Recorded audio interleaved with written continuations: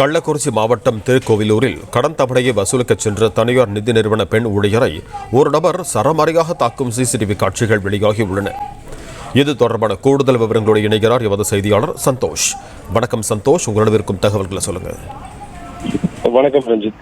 கள்ளக்குறிச்சி மாவட்டம் திருக்கோவிலூர் செவலை ரோடு அண்ணா நகர் பகுதியில் இயங்கி வருகிறது கிராமிய கொட்டா எனும் தனியார் நிதி நிறுவனம்.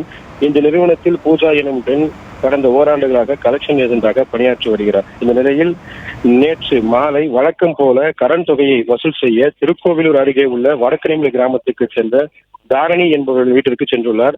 அங்கு அவர் இல்லாத நிலையில் அவரது கணவர் கன்னிக்குமரன் மாலை 4 மணிக்கு தவணை தொகையான 1344 ரூபாயை தருவதாக தெரிவித்துள்ளார்.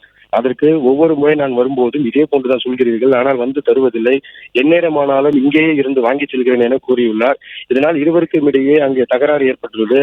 அதனால் அவரை வசைப்பாடியுள்ளார் கன்னிக்குமரன். இதனையடுத்து அங்கிருந்து அலுவலகத்திற்கு வந்த பூஜாவை பின்தொடர்ந்து வந்த கன்னிக்குமரன் அலுவலகத்தின் நுழைவாயில் முன்பு சரமாரியாக தாக்கியுள்ளார். இவை அனைத்தும் அலுவலகத்தின் நுழைவாயிலில் பொருத்தப்பட்டிருந்த சிசிடிவி கேமராக்களில் காட்சிகளில் பதிவாகி இருந்தது.